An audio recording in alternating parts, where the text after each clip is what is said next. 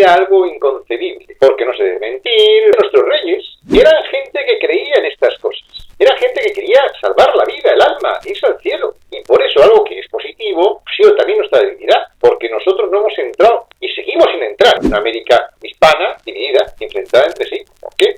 Sirva al enemigo, tiene todo un relato muy negativo de sí mismo, incapaz de conocer su pasado. Esto sigue igual, y porque no somos conscientes de cómo funciona el mundo. La envidia es lo español, ¿no? Es una terrible e insondable ingenuidad. Hasta la imprenta, los imperios dominantes, para cambiar el modelo cultural del territorio dominado, tenían que tomar posesión militar de ese territorio. Todos los imperios eran crueles, y todos los imperios querían dominar, y dominar no solo era dominar físicamente, era dominar mentalmente. ¿Qué ocurre? Que cuando nadie lo esperaba, un país del sur de Europa, que salía de 8 siglos de dominación árabe, que estaba en proceso de reconquista, reconfiguración, nadie esperaba que fueran estos precisamente, junto a los portugueses, los que fueran plus ultra de lo conocido, abriendo nuevas rutas comerciales y con una tecnología puntera para la época. Lo digo para que sea imagen que la NASA estaba en Sevilla, porque lo que hizo Colón no fue una aventura militar, era una aventura de descubrimiento. Quería descubrir una nueva ruta hacia las Indias, ¿no? Y era una aventura, pues, de investigación espacial entonces, porque no se conocía el planeta Tierra, y por lo tanto era como la investigación que hoy se hace a otros planetas. En el fondo, Colón descubre un planeta desconocido habitado por gente inteligente. No habrá algún suceso semejante hasta que no descubramos un planeta inteligente habitado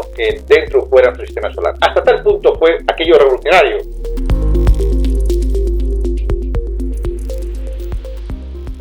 Bueno, bienvenidos a otro video dentro de este ciclo de entrevistas que estoy organizando, en donde lo que busco es convocar precisamente a personas que vayan en concordancia con el nombre de mi canal, A Contracorriente. Normalmente estamos acostumbrados a ver y escuchar mensajes de los medios masivos de comunicación, por lo tanto esos mensajes tienen un sesgo ideológico en particular, y me parece útil y creo que es indispensable para cualquier persona que se considere o se precie tal como inteligente, escuchar las otras versiones, las versiones que no están en todos los medios de comunicación, las versiones que no son tan conocidas y que en muchos casos han sido reservadas para el mundo de los intelectuales, como se define. Y yo creo que esto es un gran error en donde se aleja a la gente común del saber que todos deberíamos tener, tratando de disfrazarlo como si fuera un saber reservado para un grupo de elegidos. Así que en esta oportunidad he tenido la fortuna de que un historiador hispanista español, nacido en España, lo cual parece ya de por sí algo bastante raro, haya accedido a que mi modesto canal lo entreviste. Así que, Alberto, desde ya estoy muy agradecido contigo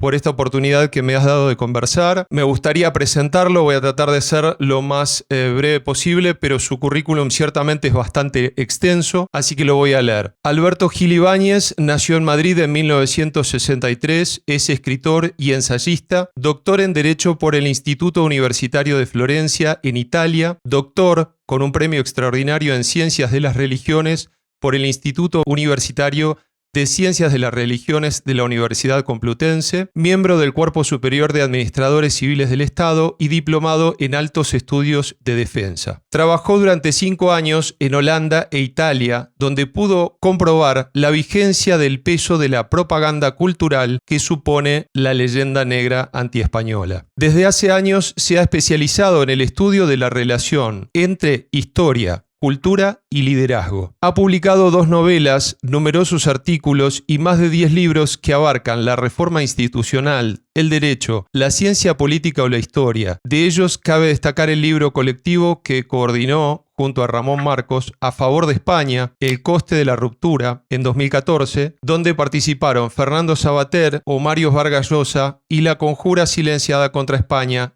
del 2016. Sus artículos especializados se han ocupado de asuntos como ¿por qué fracasan los países?, el enemigo interno de Occidente, ¿existe un derecho ilimitado a crear nuevos estados-nación?, La leyenda áurea del separatismo en cuestión o de la tecnología de la tecnolocracia, fortaleza o amenaza. Es miembro de ADALEDE, el grupo de reflexión del Instituto Universitario de Estudios Europeos, de la Asociación Española para el Estudio de Derecho Europeo y de la Asociación Española de Ciencias de las Religiones. Colabora con los periódicos ABC, El Español, Voz Populi. Con Almuzara ha publicado La leyenda negra, Historia del odio a España, que tengo el placer de estar leyendo por segunda vez. Este es el último libro.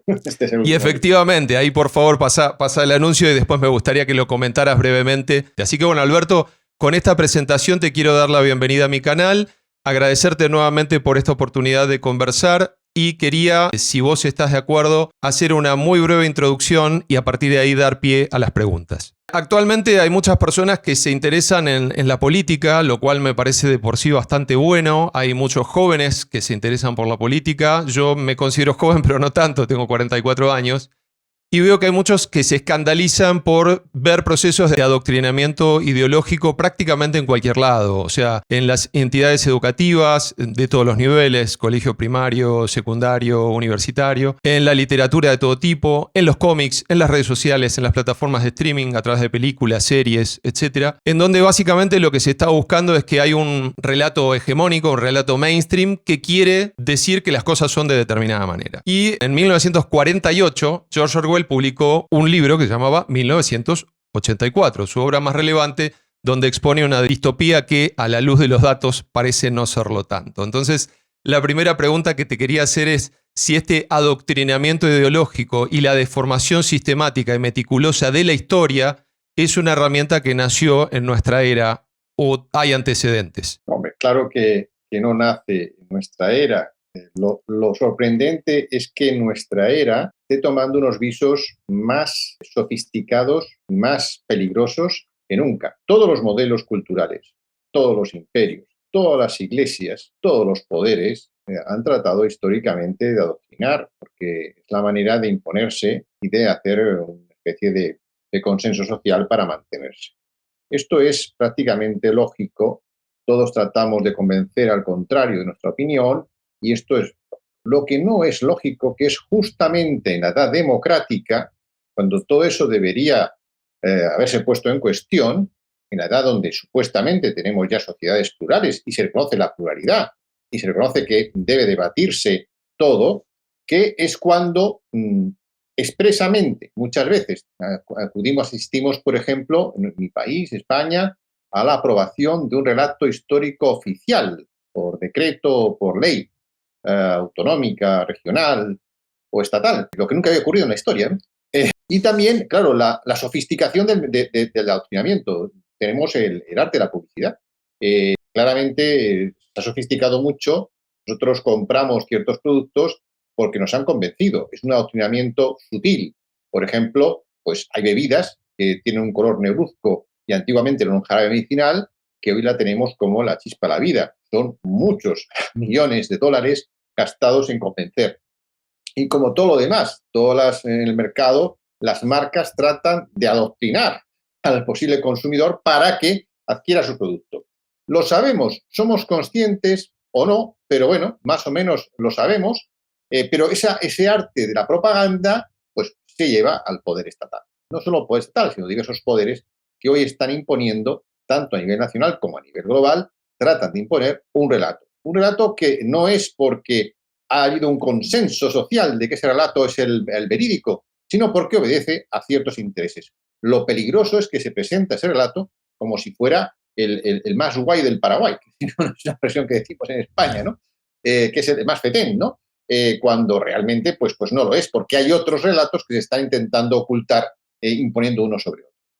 En el fondo, la leyenda negra de la que cual luego hablamos, está en ese mundo de la propaganda y el arte del adoctrinamiento oficial y sutil. Bueno, eso era lo que te quería preguntar a continuación. Evidentemente, bueno, la cantidad de libros que has escrito y demás es muy extenso y por eso es que me quería enfocar en una sola cosa que ya de por sí tiene una extensión considerable y refiere al tema de la leyenda negra antiespañola. Me permito hacer una nota aquí antes de hacerte la pregunta, pero bueno, como se podrá notar por mi acento, nací y viví en Argentina por 40 años, vivo en España desde hace 4 y debo decir con un poco de alarma que me siento en un déjà vu permanente con algunas cosas que estoy viendo sobre el devenir político, económico y social en España.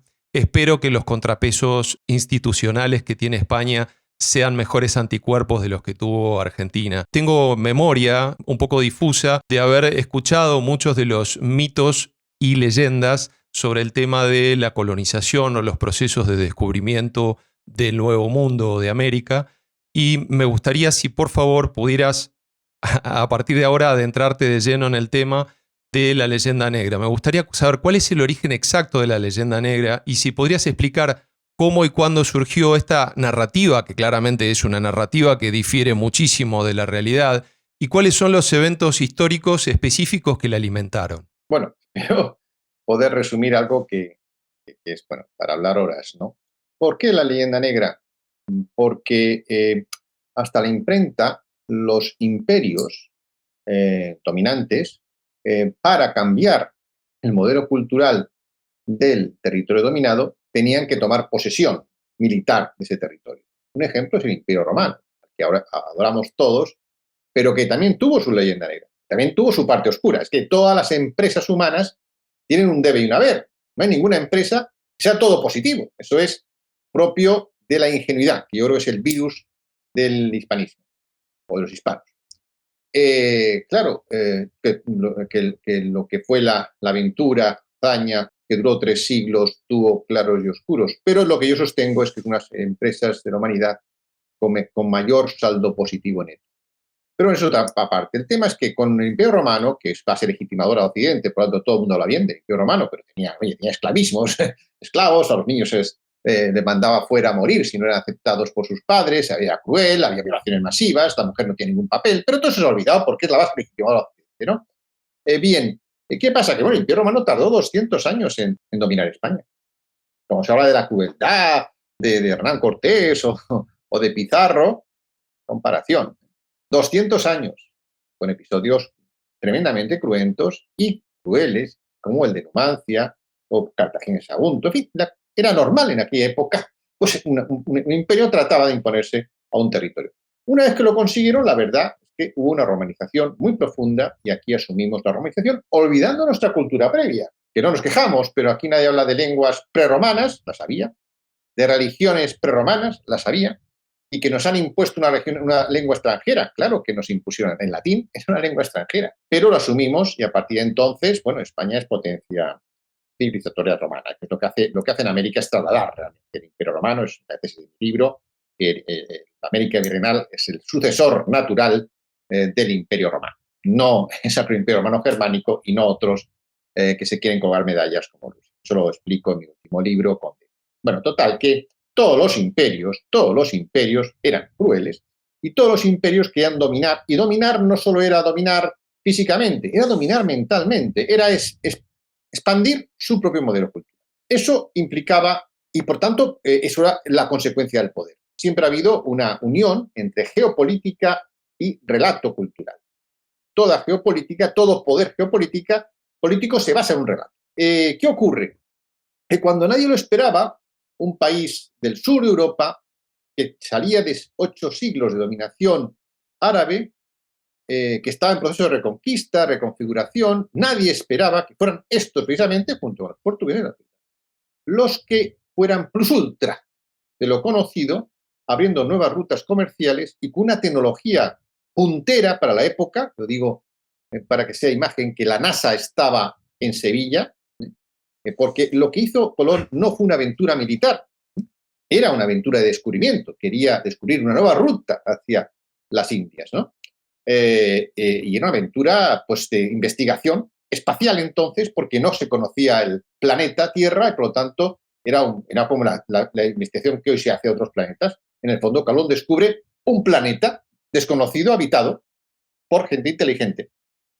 No habrá un suceso semejante hasta que no descubramos un planeta inteligente habitado dentro o fuera de nuestro sistema solar. Hasta tal punto fue aquello revolucionario. Si lo hubiera hecho cualquier otro, estaría así en todos los libros de historia. Pero los hicieron los hispanos y hay que machacarles. Luego hablaremos por qué. Porque es un peligro que nos reunifiquemos. Bien.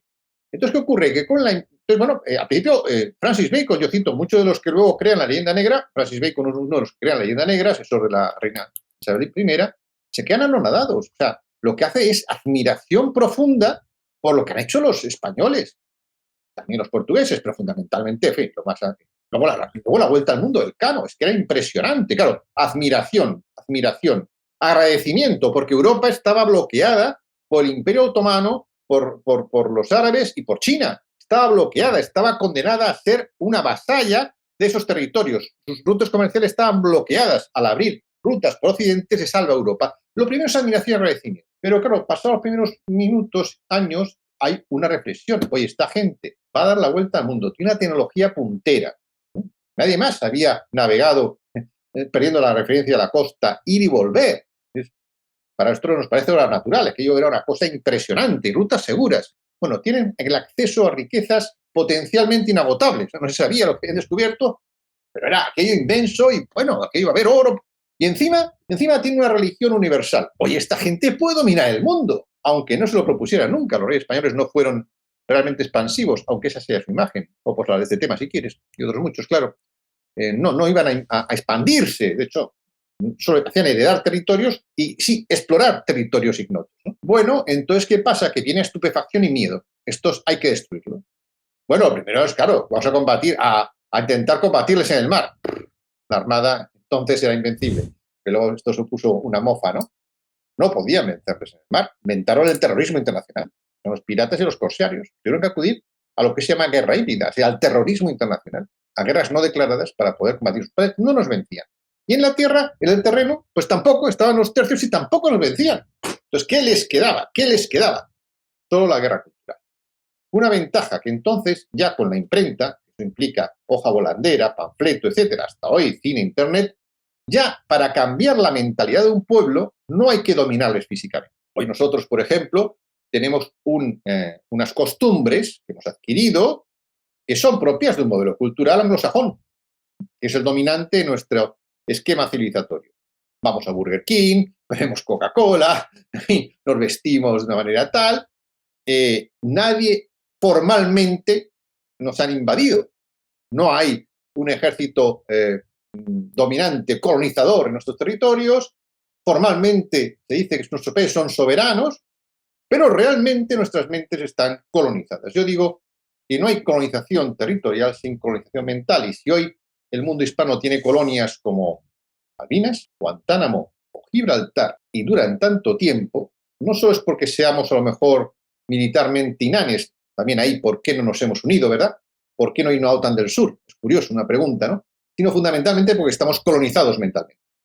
Y la leyenda negra es la campaña de colonización mental más extraordinaria de la historia. No solo por su intensidad, por el dinero gastado, por los instrumentos, por los personajes, sino por su duración. Porque no se agota cuando el imperio cae, sino que cambia de piel. Es una cosa impresionante. Porque cuando el imperio ya cae, pues supuestamente ya los ingleses los han destrozado, se han quedado con las rutas comerciales, han conseguido que se desaparezca el real da 8, que era una moneda global de Asia, América, Europa, lo que les preocupaba mucho, pues les quitaba cualquier posibilidad, destrozan todo, dividen todo en 21 países. ¿Por qué seguir machacando a esta idea de la hispanidad? Bueno, ahí retoman el papel otros. Por muchos motivos distintos, hasta la Unión Soviética, unos porque quieren apoderarse de América. A pesar de que América ahora está empobrecida, está dividida, sigue siendo el objeto de deseo, en un primer lugar, para la Unión Soviética, para que fueran todos comunistas, por lo tanto, otra vez a retomar la leyenda negra. Estados Unidos quiere dominar Cuba y Filipinas, otra vez retoma la leyenda negra. Ahora China también quiere comprar pues trata de tomar la leyenda negra, claro, pero también para evitar una cosa importante. El mundo geopolítico lo dominan dos polos. Suele ser así siempre. Los polos cambian, o sea, las formas cambian, pero los polos siempre son dos. Unión Soviética, Estados Unidos, China, vuelo anglosajón, tal, en fin, siempre hay dos. Cambian, pero siempre hay dos. Y el poder es reacio a que haya un tercero, ¿Qué pasa? Que el mundo hispano son 550 millones de personas, con la misma lengua, la misma cultura, la misma religión, la misma tradición. Claro, si tomaran conciencia de su poder, es un problema para los demás. Lo mejor es que no tomen conciencia de su poder. ¿Cómo? Que estén peleados. Entonces, si México, por ejemplo, en vez de decir que la culpa de su desarrollo, parte de la independencia, la tiene un tratado llamado Guadalupe Hidalgo, que les quitó el petróleo y el oro, lo de Texas y lo de California, entre otras muchas cosas, les condenó a ser patio trasero de un país que entonces no era nada, era un calcetín, las 13 colonias. En vez de eso, giran curiosamente su mirada hacia el pasado de hace 200 años, que la culpa de todo la tienen los españoles, que son ellos, porque los españoles en total en 300 años fueron apenas 100.000 peninsulares en América. Todo lo hicieron los que estaban ahí, hijos descendientes, mestizos, en fin, otra gran importación mestiza. Por tanto, esa es la guerra que tenemos sufriendo desde hace 500 años, que cambia de piel, que es impresionante, que se basa en un relato falsario, pero muy interiorizado. Aquí sí que ha habido adoctrinamiento. Cuando un niño en cualquier país de Hispanoamérica recibe el siguiente mensaje: antes de los españoles esto era el paraíso, y vinieron los barbudos señores que nos continuaron, que eran los peores de Europa, los más atrasados, los más brutos, y por eso hoy estamos mal, y ojalá nos hubieran conquistado los ingleses. Todo ese relato es una absoluta patraña, pero que es fruto de una manipulación que lleva 200 años, porque también los dirigentes criollos que nacen en esas repúblicas tienen que justificar su propio poder, y les iba bien. Les iba bien cualquier cosa, realmente. Cualquier cosa que justificara su poder. Y claro, si decían que 300 años fueron maravillosos, a ver cómo justificas frente a los indígenas y demás que se opusieron, que has roto con eso que iba bien. Y es que iba bien. Sí, no lo digo yo, lo dice Humboldt. Principio del siglo XIX. Todavía está los Borbón, está... Humboldt va allí y no era hispanófilo. ¿Y qué dice? Que aquello era mejor que Europa, que vivía la gente mejor, ganaban más salarios, había más seguridad, no había apenas corrupción, había una enorme prosperidad y se pagaban menos impuestos y se comía mejor y más sano. Claro, eso, a hoy, ¿qué ha pasado? En vez de asumir la responsabilidad, lo que hacemos es seguir buscando chivos expiatorios entre nosotros. Estamos haciendo justamente lo que el enemigo quiere. Ha sido el mayor éxito de propaganda de la historia, con diferencia, mucho más que la campaña de Coca-Cola. Me encanta el entusiasmo con el que lo contás, aunque no sé si entusiasmo es exactamente la palabra correcta. Puedo notar un tinte de frustración, porque me imagino que una persona que sabe y conoce en profundidad la historia se siente por un lado exaltado por darla a conocer y por el otro lado frustrada porque mucha gente piensa exactamente lo contrario, ¿no? Entonces la pregunta era, y para poder tener un hito, un milestone en la historia, ¿cuál fue el origen exacto? Es decir, en tiempo, en localización, ¿quién la inventó y en qué año surgió? Es decir, ¿cuáles fueron los rivales de España exactamente que se confabularon? Porque evidentemente lo que vos me estás contando es una conspiración a todas luces.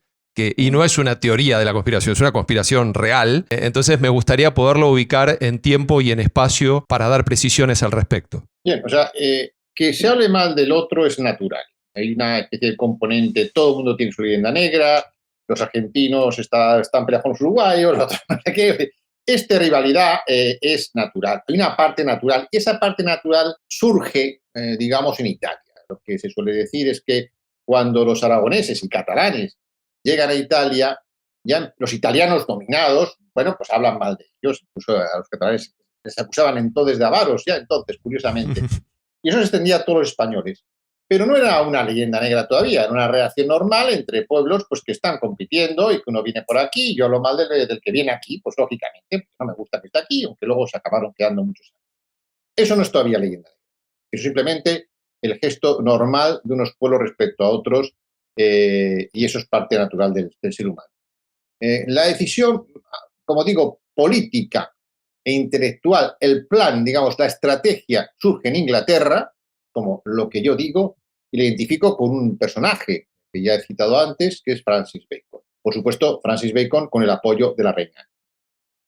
Hasta entonces, bueno, sí, Enrique VIII también se había separado de la Iglesia Católica. Hay un tema a considerar que España ha tenido, no digo mala suerte, pero que ha influido en que esta leyenda sea tan cruenta o tan duradera o tan intensa. Y es que España era dos cosas. Un competidor importante, porque no era un competidor cualquiera, tenía un modelo cultural detrás, que era, bueno, el Imperio Romano, Greco-Romano, plus ultra, entra después ahí, pero también era la cara más visible de una religión, que es la católica, y como sabemos, en cuanto hay una guerra de religión en Europa, cuando surge el protestantismo y el anglicanismo, que no son realmente herejías del catolicismo, sino son intentos del poder político para liberarse del poder de Roma. Esto también lo describo en el libro, es decir, Lutero era un hombre de paja, fue un tipo que se utilizó por los príncipes alemanes. La prueba es que en Inglaterra no hubo Lutero y sin embargo se produjo la misma ruptura con Roma por parte de Enrique VIII, que empezó a matar católicos. Toda esta cosa no se dice nunca nada porque como son ellos los que dominan el mainstream o el relato dominante, no se habla de las matanzas de católicos que hubo, sobre todo en Inglaterra, pero también en otras partes de Europa. A partir de que hay una división religioso-política, España pasa a ser el enemigo de toda esa gente. Entonces, hasta Carlos V eso no ocurre. Carlos V propone la Universidad Cristiana. La idea era unir a toda la cristiandad frente a las amenazas que eran el mundo otomano y árabe, ¿no? Pero los protestantes eso no lo aceptan. Prefieren dividir a Europa a pactar con los católicos, someterse a un rey que era además hispano o prohispano. Ciudad Pérez, pero era nieto de los reyes católicos. Por lo tanto, los protestantes, los centroeuropeos, han sido los mayores enemigos de la Unión Europea hasta tiempos muy recientes. Es curioso cómo cambia la historia. Sin embargo, el mundo hispano quería la unión bajo la cristiandad. Entonces, claro, nos dan por dos partes, ¿no? Empieza en Inglaterra. Inglaterra, claro, se alía con los rebeldes holandeses que estaban luchando contra el rey español y que les viene muy bien todo esto, porque claro, el protestantismo, el mundo calvinista, también hace una guerra que ya no es una guerra política, es una guerra político-religiosa. Divide a la gente, porque son católicos y nosotros somos protestantes. Eso también está todo muy... Pero en fin, se alían con los holandeses. Y ahí tenemos un frente claro. Eso pudo haberse quebrado si España en algún momento dado pudo haberse unido a Inglaterra, no solo cuando Felipe II trató de invadir Inglaterra, no para invadirla, sino para cambiar a la reina Isabel, que nos hacía más que fastidiar y matar católicos y poner una reina católica. Que ha matado también a su prima, es decir, era una mujer complicada, ¿no? Pero también hubo un momento en Spanish Match, donde estuvo a punto de que la hija de Felipe IV, creo que recordar, se casara con el príncipe de Edimburgo y hubiera cambiado la historia, pero eso no ocurrió. Entonces España está más, eso es así, una guerra ya político-religiosa, el mundo anglicano protestante contra el mundo católico que representa España, y luego pasa Francia. Francia se incorpora a la guerra cultural a trompicones, porque al principio, evidentemente, era la otra potencia católica. Éramos los dos católicos, pero claro, una diferencia, y es como hay el memorial de Conde Duque Olivares a Felipe IV, dice Majestad, ahí se pierde el dominio de España, en la batalla con Felipe IV, hasta Felipe IV, España sigue siendo dominante en Europa, en el mundo, a partir de ahí ya no va a ser así, y el Duque Olivares lo dice al rey Felipe IV, Majestad, hemos perdido frente a Francia, frente a un cardenal católico, Richelieu, pero nosotros hemos ganado frente a Dios, porque nosotros no nos hemos aliado con herejes, como sí lo había hecho Francia, con todo lo que hubiera en contra de España. Eso ha sido siempre la estrategia. De hecho, yo digo también que hay un cambio cualitativo muy importante en el siglo XVI, finales del siglo XVI y XVII, que es cuando la recta razón, que es lo que presidía al mundo hispano, y que lo ponen sobre negro sobre blanco los neoscolásticos salmantinos, se cambia por la razón de Estado. A partir de la paz de Westfalia, es la razón de Estado. Y en ese mundo, la razón de Estado, vivimos. Nos vemos y todo está justificado por la razón de Estado. No nos damos cuenta, pero es así como funciona el mundo. Entonces nosotros fuimos fiel hasta el final a la religión y pagamos por ello, no solo a la religión, a Roma como poder político, y pagamos por ello un enorme precio. Pero Francia, que era una otra potencia con la que competíamos militarmente en muchos sitios, vienen los Borbones. En teoría los Borbones, lo que pasa es que nos querían dominar. Claro, la idea de Luis XIV, cuando manda a su nieto para que sea rey de España, Felipe d'Anjou, era apoderarse de rutas comerciales con América. Todo ese era el objetivo, siempre era ese.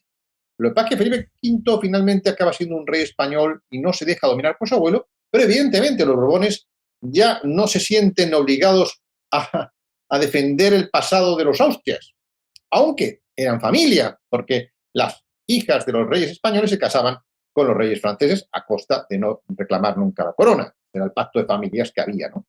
todos eran familias, realmente no había, yo digo que todos eran trastámaras, porque en el fondo antes todos los Austrias eran trastámaras, que era la casa, ¿no?, dinástica hispana, ¿no?, española. Pero bueno, hay sus más y sus menos, pero el momento clave donde Francia ya intelectualmente, con todos los bagajes, se incorpora a la leyenda negra es con la Revolución Francesa. En la Revolución Francesa, los ilustrados, todos, son hispanófobos. Todos. Sin embargo, nosotros, los hispanobobos, yo diferencio hispanófobos, son los de fuera, bueno, que nos hablan más de nosotros, nothing personal, antes business, pero nosotros somos los que nos creemos, adoramos a los que nos insultan. Esto es maravilloso. O sea, aquí hay fans de Voltaire, hay fans de Francis Bacon, hay fans, hay de todos.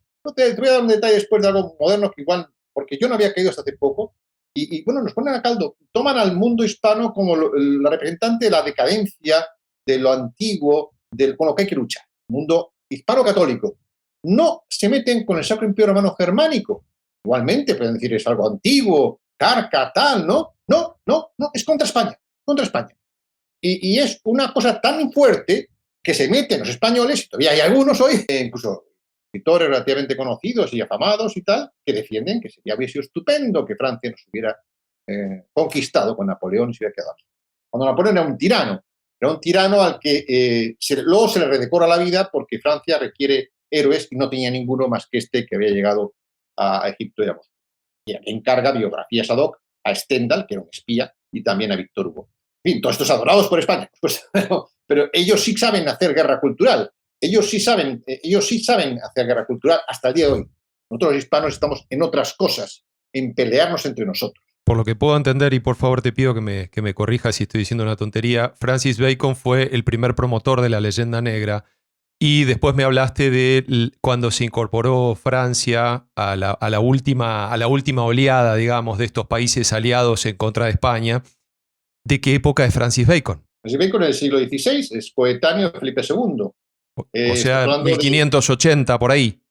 Sí, 500 antes incluso, ¿no? Es coetáneo de Isabel I y Felipe II, eran los que estaban, bueno, es esa época donde es el autor de Novum Organum, es el supuesto autor, el que presume de ser el que incorpora el pensamiento empírico, con lo que no es cierto. Yo demuestro en mi libro que el pensamiento empírico surge en el siglo XVI, García de Céspedes, en el que Francis Bacon se inspira, al que copia la portada de su libro, son muchísimas cosas, porque ya entonces están tramando esa especie de estrategias de manipulación. Realmente son estrategias de manipulación a nivel global que operan en muchos ámbitos, también en lo que es la filosofía, en la metodología, para que se aplique la filosofía al estudio de la historia, etcétera, etcétera, ¿no? Porque se trataba de ocultar que el siglo XVI fue la clave de la modernidad y fue dominado por hispanos. Entonces, eso había que negarlos, ahora se ha convertido en un agujero negro, por eso la ilustración presume de ser la luz, ¿no? Como si antes hubiera sido oscuridad. No, la luz es el siglo XVI, porque es donde se combina fe y razón. Luego, la ilustración es otra cosa, es negar la fe y quedarte con la razón. Pero como yo digo, eso es andar un poco cojo por la vida. Cambia fe por pensamiento simbólico. Siempre tendrás una parte de la realidad a la que no puedes comprender con la razón lógica.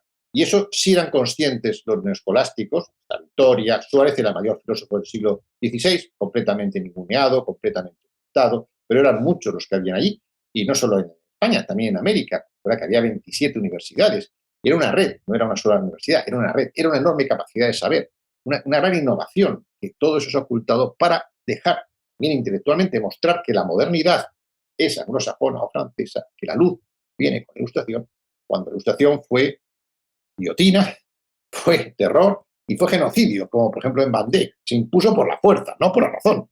Yo digo, la luz deberá venir de un debate en la universidad, pues será eso en Salamanca, no de la guillotina. ¿Cómo va a venir la luz de la guillotina? Que no solo eran a los reyes, que se guillotinaban entre ellos, o sea, era una panda de sinvergüenzas. Y ahí pues está el abate Reinal, Diderot, mucha gente realmente, todos anti-españoles. Y eso acaban triunfando, o sea, triunfa la idea, es como cuando dice, bueno, piensa en un macroordenador y todos pensamos en de la manzanita, aunque es la más cara y sus aparatos se fabrican en sitios donde no se cumplen los derechos laborales. Bueno, pues aquí ya piensa en luz, ilustración, ¡ah, qué maravilla! Libertad, igualdad, fraternidad, eso ya existía antes. ya existía antes. Ahora, ¿realmente el concepto de libertad de los franceses es el mejor que tenemos? ¿El de fraternidad era tal? Todavía se excluía a gran parte de la población, como las mujeres y demás. ¿De la solidaridad fue tal? ¿O era solo una manera de defender el interés de Francia, la razón de Estado, por encima de todo, para imponer ese modelo en el mundo? ¿Qué es lo que hicieron, en el fondo, también la masonería, que yo no entro en aspectos esotéricos, pero tanto los ingleses como los franceses han conseguido que sus élites se organicen para defender su modelo cultural en el mundo? Y oye, todavía hoy, gran parte de nuestras élites académicas o son francófonas o son anglófilas. No hay en España, en el mundo hispano, unas élites hispanófilas. Y sin embargo, es como si no tuviéramos a nadie en este mundo, fuéramos un erial. Lo han conseguido, pero estudiando solo el siglo XVI, también por supuesto después en ambos hemisferios, pero estudiando solo el siglo XVI, ves que todo viene de ahí, lo que todo está tergiversado para que eso no se sepa nunca. Lo que estoy tratando de exponer es que, nuevamente, si las fechas son correctas o si interpreto bien todo lo que nos estás explicando, España o el Imperio Español se empieza a extender a partir del siglo XV con el descubrimiento de América. Un siglo después comienza la leyenda negra y se extiende a lo largo de 200 años hasta que finalmente no sé si estoy diciendo algo correcto, pero digo, cae el Imperio Español con la independencia de sus virreinatos en América. Lo que quiero decir es que, por un lado, puedo ver, digamos, tu efervescencia al respecto. No obstante, y esto lo leí en tu libro también y por eso me permito hacer una apreciación, ¿no? Creo que un país pueda tolerar los embates de un adversario durante 200 años no es poca cosa tampoco. Es decir, si lograron doblegar a España y doblaron imponer una leyenda negra desde la propaganda ideológica, bastante les costó y tuvieron que aliarse varios países para conseguirlo. O sea, me puedo imaginar a partir de todo eso la magnitud del Imperio Español. Bueno, claro, fíjate, los romanos tardaron 200 años en conquistar España militarmente. Luego fue bastante sencillo la romanización. Evidentemente, esta guerra cultural ha tenido una fase de que Felipe II tenía serios secretos, evidentemente, y trataban todos de matarse al otro y demás, pero este concepto de guerra cultural para el católico era algo inconcebible, porque no se debe mentir, porque, en fin, esas cosas que nosotros hemos interiorizado. El resto juega con ellos, pero es otra cosa. Yo digo que el imperio británico es un imperio hispánico sin moral, para entenderlo, ¿no? Pero realmente nuestros reyes eran gente que creía en estas cosas. Eran gente que quería salvar la vida, el alma, irse al cielo. No solo los reyes, es que era el modelo dominante y por eso algo que es positivo ha sido también nuestra debilidad, porque nosotros no hemos entrado y seguimos sin entrar, ¿eh? O sea, no son 200, son 500 años, porque sigue hoy igual. Una América hispana, dividida, enfrentada entre sí. ¿Por qué? Sirve al enemigo, tiene todo un relato muy negativo de sí mismo, incapaz de conocer su pasado. O sea, esto sigue igual, sigue igual. Y porque no somos conscientes de cómo funciona el mundo. Yo digo que el vicio, lo he dicho antes, dice la envidia, es lo español, ¿no? Es la ingenuidad. Una terrible e insondable ingenuidad. Creemos que si somos buenos nos van a creer, que así funcionan las cosas. Bueno, el mundo, desgraciadamente, pues en términos espirituales, lo dice San Pablo, lo digo yo, es el príncipe de este mundo, no, en fin, sabemos quién es, ¿no? Y sobre todo a nivel político. A nivel político es como una gran partida de póker, ¿no? Si una partida de póker no sabes quién es el tonto de la mesa, el tonto eres tú. Y el mundo hispano ha sido muy tonto. Con todo éramos tan fuertes que les costó mucho, efectivamente. Ten en cuenta que hay muchos intentos de derrocar, de invadir militarmente América, acuérdate la de Vernon, que tiene que defender también en Buenos Aires, poco antes, en fin, hay muchos intentos. Todos eran intentos, y rechazaban. Y ellos, venga. Claro, pero tanto va que al final consiguen, a través de unos líderes que se prestan a ello, les hagan el trabajo sucio, porque todo esto estaba ya diseñado anteriormente. Hay un panfleto que se llama El Plan para humillar España, que es del siglo, o sea, es anterior, siglo XVII, XVIII, donde ya está perfectamente todo diseñado, que lo que había que hacer es destruir el mercado único hispano, rompiendo las rutas comerciales tanto entre América, Asia, América y Europa. Fíjate lo que era Nueva España, lo que era América, que era lo que unía al mundo comercialmente, como internamente. América, los 4 virreinatos funcionaban de manera bastante cohesionada y eran gran mercado. Y eso había que romperlo. ¿Cómo? con lo que hicieron, rompiendo en distintos trocitos, ¿no? Ahora ya no hay un mercado interior. Es imposible el mercado interior, es lo que se intenta Mercosur y tal, es increíble, no lo consiguen conseguir. Sin embargo, lo fueron. Es que no han olvidado eso, es que sin olvidar lo que fueron, no van a poder recuperar lo que debían ser hoy, ¿no? Porque les han hecho olvidar, es un borrado completamente de memoria, ¿no? Y sustituirla por otra. Y eso, yo lo digo en mi libro, dedico un capítulo a la historioterapia, para que la gente lo entienda. Esto a nivel colectivo es igual a nivel individual. A nivel colectivo, todo esto puede parecer que es una especie de gran conspiración, pero no. Cómo funciona el mundo y la mente humana. La psicología de los grupos lo dice. Pero igual lo vemos. Tú estás con una autoestima baja porque crees que eres hijo de un violador, de un ladrón y tal, y que, bueno, y que todo es culpa de tu tío, ¿no? Y estáis todos destrozados, vuestra familia. Bueno, otra familia del pueblo se enriquece. Mientras tú discutís, se enriquece. Y tú sigues toda la vida por tu trabajo y tal, pero claro, esa autoestima baja porque vienes un origen oscuro, ¿no? Y además, pues no ves nada positivo en tu familia, ¿no? Imagínate el cambio psicológico si un día descubres que todo eso está basado en documentos falsos creados por esa familia que se ha enriquecido a costa vuestra. Claro, tu visión cambiaría completamente. Yo digo que esto es como muy todo complejo y a mí realmente muy simple. Es que así funciona el mundo. Es que la gente que manda no manda solo porque que tengan poder, sino que tienen que tener también unas armas, también culturales, psicológicas, para dominar el mundo, también a nivel psicológico y cultural. Y se juega mucho en lo que es la mente humana. Y si el mundo hispano está como así, pues hay que decir que es por esto. Ahora bien, tardaron, les costó. Intentaron todo. Militarmente, cambio de dinastía. Francia intentó tener una sucursal aquí de Borbones. No, Felipe V se hace español. Fernando VI se hace español. Con Carlos III estábamos muy bien. Nadie pensaba que iba a perderse nada, porque Carlos III incluso ayudamos a los norteamericanos a independizarse de los ingleses. Nos deben la independencia, de Gales y demás. O sea, estamos bien. Ahora luego viene un imbécil, que era Carlos IV, y ya pues enlazamos con que surge Napoleón, y bueno, y ahí, ¡pum!, de repente todo explosiona. Pero, bueno, las cosas no van de un día para otro. Esto es una cosa de mucho tiempo. En ese momento ya estaba quizás madura la cuestión. O sea, el imperio era insostenible, pero podíamos haberlo hecho de otra manera, esa ruptura, para que no nos perjudicara, manteniendo los virreinatos, por ejemplo, cooperando entre nosotros. Hubo unos intentos de hacer eso, pero yo creo, sinceramente, que el mundo anglosajón y francosajón no lo podían. No podían permitir que el mundo hispano siguiera siendo un poder. Había que destrozarlo porque el poder lo querían ser ellos. Y eso, aunque hoy pensemos que estamos en una época democrática y tal, hay que reconocer que en la conferencia de Yalta, y estaba la Unión Soviética, Estados Unidos e Inglaterra, se diseña el mundo que vivimos hoy. En ese mundo hay 5 países con derecho a vivir. 5. China, Francia, Inglaterra, Estados Unidos y Rusia. 5. Ninguno hispano. No somos 550 millones.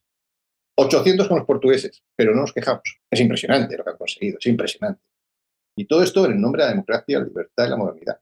Impresionante. O sea, hay que quitarse el sombrero porque son realmente maestros del juego psicológico. Y nosotros seguimos sin enterarnos. Pero hay un dato, por ejemplo, un dato que da Marcelo Gullo en su libro, uno de ellos, que habla de los presidentes mexicanos. Con papeles clasificados de la CIA, menos 3, 4 presidentes mexicanos han sido agentes de la CIA. Justamente aquellos que hablaban peor de España.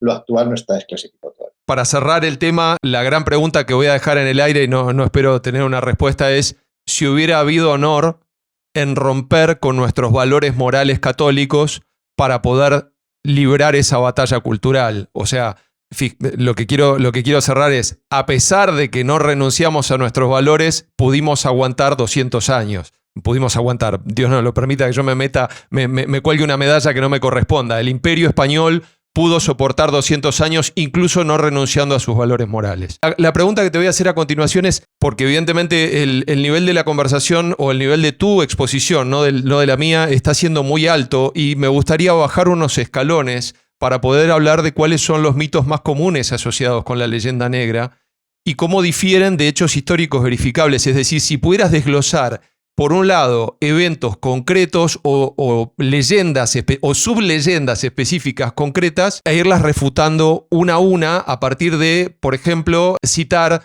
documentos que precisamente reflejen que no fue así.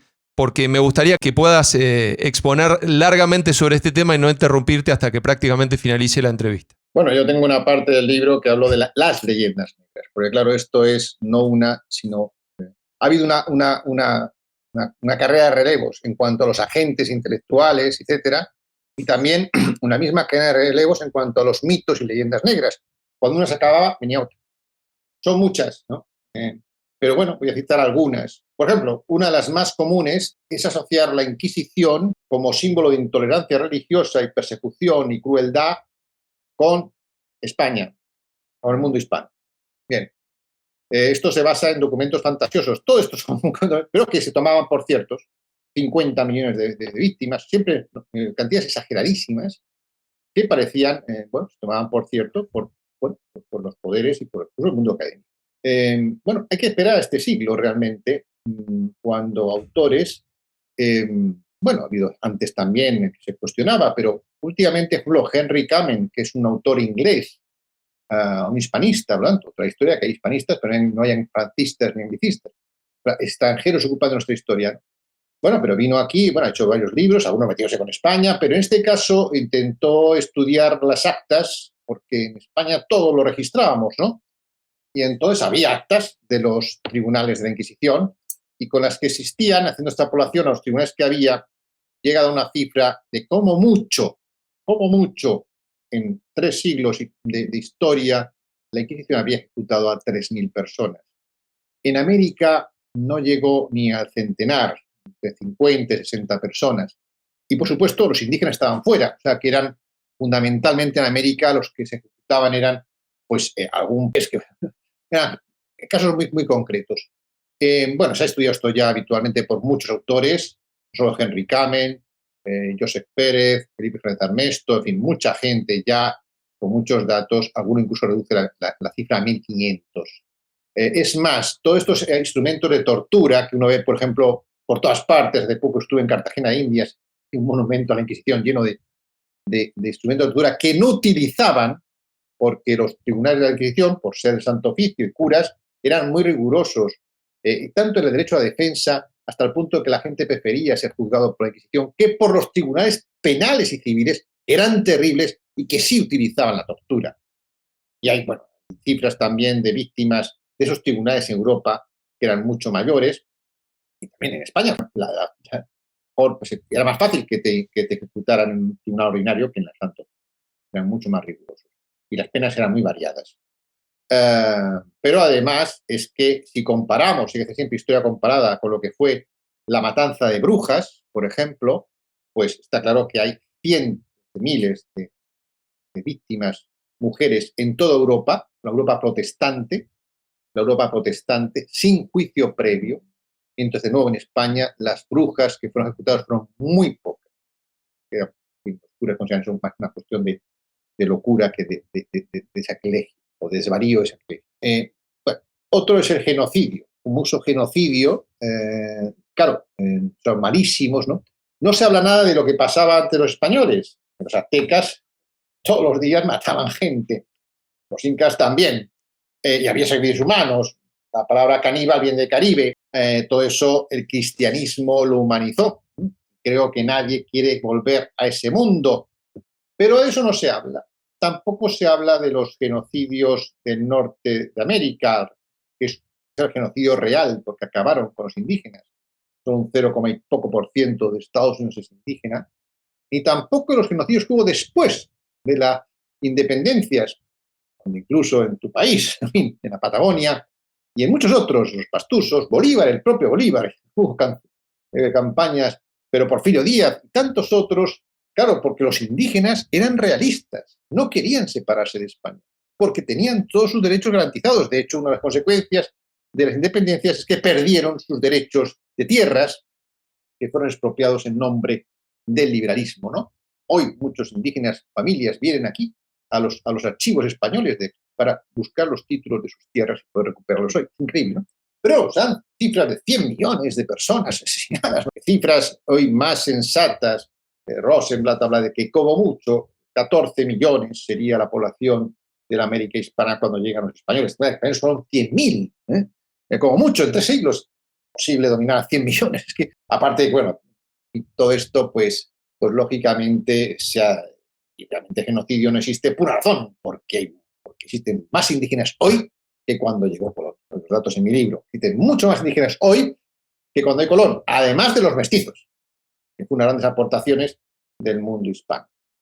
Por ejemplo, la crueldad de Hernán Cortés, que en vez de considerarlo un Alejandro Magno, que es lo que fue un Julio César, se considera un asesino, un cruel. Bueno, Hernán Cortés no conquistó México, sino fueron los mexicanos que conquistaron México. Es decir, no los mexicanos, los que no eran mexicas, justamente, porque el poder depredador eran los mexicas.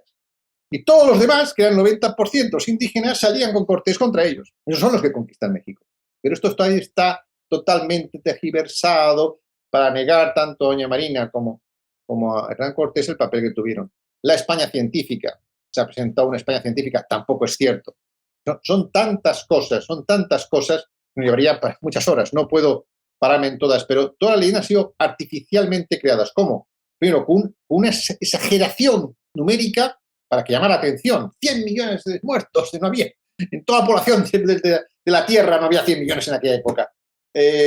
O, no sé, 50 millones asesinados por la Inquisición. Perdóname, te quiero hacer una pregunta bien concreta porque me parece que es muy relevante. O sea, uno de los tantos mitos refiere a que básicamente, diciéndolo burdamente, un puñado, una decena, diezmada por cierto, de señores se bajaron de 3 cáscaras de nueces y masacraron a millones de personas que ni siquiera existían. O sea, ya digamos la falta de coherencia numérica entre los supuestos atacantes y los supuestos habitantes ya hace saltar las alarmas de cualquier persona que se precie ser inteligente. Pero el segundo punto, y me permito hacer este inciso porque me parece súper importante para el mensaje que quiero que vos puedas transmitir, es el tema de la diferencia de política entre las colonias y los virreinatos. Es decir, en un caso, las colonias inglesas y demás tenían un tinte extractivo, y por otro lado el Imperio Español, en lugar de extraer esa riqueza y llevársela y no dejar nada, evidentemente ha tenido otra política. Entonces me gustaría si por favor pudieras desarrollar este tema que me parece de vital importancia y no te interrumpo más, perdóname. Otra de las razones de la leyenda negra es justamente que no se sepa que los imperios extractivos, un término de Gustavo Bueno, que diferencia entre imperios extractivos, que no dejan detrás de sí instituciones, que no crean país, que no crean sociedades, solo crean sucursales. Lo que era, toda África está empobrecida porque no crearon una puñetera universidad. Solo iban allí a extraer riquezas, dando monocultivos, no para que sobrevivieran, sino para que se enriqueciera la metrópoli. O sea, el único objetivo de esto es que se enriqueciera la metrópoli. España se empobreció con la llamada conquista. América se enriqueció. Es la diferencia. En el siglo XIX, cuando se hacen las independencias, América era más rica que España, mucho más rica. España estaba en bancarrotas por guerra de religión, porque no pudo soportar el imperio, y llegaba Quinto Real cuando llegaba, no lo robaban los corsarios, iban para pagar deudas, mientras que América crecía en paz, en prosperidad, sin gastos de defensa, sin guerras, porque bueno, las guerras sí, había, pero contra los corsarios y eso se ocupaba España. Ellos se dedicaban al comercio. El comercio es un modelo económico que funcionó. Pues lo que dice Max Weber es falso. Weber es un protestante, ¿qué va a decir? Como es que hay pocos premios Nobel, otra leyenda negra. Es que hay pocos premios Nobel hispanos, somos muy tontos. No, es que los premios Nobel los dan ellos. ¿Pero cómo van a darnos a nosotros los premios Nobel? Se dan ellos. De vez en cuando dan a un hispano para quedar bien. Dan a ellos, lógicamente. No hay unos premios Nobel hispanos. Como si hay pocos Oscar hispanos, solo dan a película extranjera y te competir con 50. Hombre, por favor. Es decir, el grado de colonización mental es tremendo, es tremendo. ¿Sí? Pero bien, es así. Bueno, Alberto, no me gustaría abusarme de tu generosidad. Sé que tenés un compromiso. Te agradezco nuevamente e infinitamente por el tiempo que nos has dedicado. Yo solamente soy un simple intermediario entre vos y la audiencia que espero que tenga este video. Después me voy a ocupar de editarlo lo suficientemente bien como para que el mensaje que vos querés transmitir se pueda llegar a la mayor cantidad de gente posible. Y me gustaría, y por supuesto no pretendo comprometerte públicamente, ni mucho menos, que esta sea la primera conversación que tenemos, pero desde ya que no sea la última y tengamos encuentros en el futuro en la medida que tu agenda lo permita para poder profundizar sobre estos temas que me parecen de vital importancia. Sí, yo, si quieres unas palabras para terminar. Por supuesto. Bueno, dar algunas palabras. Es decir, nos han machacado. Es tiempo de despertar. Justamente estudiar la historia es para ver por qué nos han machacado y esto lleva, como sabes, a la indignación. Pero esto no es suficiente, hay que pasar a la acción. Hay que proponer medidas concretas para que cambiar esa inercia de autodestrucción que estamos viviendo en una inercia de cooperación, porque juntos podemos más. Y si Europa tuvo el carbón y el acero, nosotros tenemos la lengua y la cultura. Solo la lengua española, si nos ponemos con ello, puede ser un elemento de desarrollo impresionante. Pero ahora se van a cumplir los 200 años de Ayacucho. Cuando se dice mucha gente del mundo indigenista, el 12 de octubre, nada que celebrar, yo me pregunto si no hay que hacer una reflexión, 200 años de Ayacucho, algo que celebrar. Porque cuando Estados Unidos, ya digo, España a lo mejor está en bancarrota, pero América es una región próspera, la más próspera del mundo, polo comercial, unión entre continentes, el Real de 8, moneda global, los fondos situados de los virreinatos más potentes. Había cohesión, solidaridad interterritorial, una misma familia, todo eso, empresas transcontinentales como la del tabaco, todo eso se ha perdido. La única manera de recuperar algo de eso es hacer una reflexión sobre que hemos sido engañados y que nos han ocultado lo que fue un pasado glorioso. Los 300 años de América Iberiana probablemente sean una de las cimas, sino la cima de la sección occidental. Y digo en América, no en España, en América. Y esto es mérito no de los españoles, sino de los americanos, es decir, los hispanoamericanos. Otro día hablaremos también de cómo se manipulan con los nombres, porque ahora cuenta que América es para los norteamericanos. Tiene cojones, que bueno, digo que llegaron, ¿no? Pero bueno, es que hasta eso nos han robado hasta las palabras, hasta los nombres. Es que es impresionante. Pero ese es el mérito de los que estuvieron allí. Y en vez de echar la culpa a los que estaban aquí, son muy pocos, mis abuelos no fueron nunca para allá, es que reconozcan el valor de lo que ellos hicieron. Esas catedrales, hay que 20 ciudades, son patrimonio de la humanidad. Y lo hicieron ellos. La única manera de progresar es reconocer un poco de autoestima. Y hay motivos de sobra para tener autoestima. Y a partir de ahí nos defendemos, y a partir de ahí cooperamos, y a partir de ahí intentamos que se nos dé en el mundo el papel que por historia y por tamaño nos corresponde al mundo hispano, que no somos españoles, somos 550 millones de personas que hablan español. Yo espero aportar algo en ese cambio, pero es una obra colectiva. Por supuesto, por supuesto. Bueno, Alberto, espero poder ser el medio para facilitar esta comunicación. Nuevamente, te agradezco muchísimo tu tiempo. Voy a terminar el libro porque realmente es una deuda que tengo pendiente. Bueno, tuve una bebita en el camino, así que por eso es que se postergaron algunos de los planes que tenía. Pero bueno, fue por los mejores motivos. Así que bueno, enhorabuena por esta conversación, enhorabuena por este proceso divulgativo que hace que muchas de las personas que estén viendo este video o que van a ver este video empiecen como mínimo a cuestionarse el relato mainstream. Muchas gracias a ti. No, gracias a vos, Alberto. Un gran abrazo. Hasta luego. Adiós.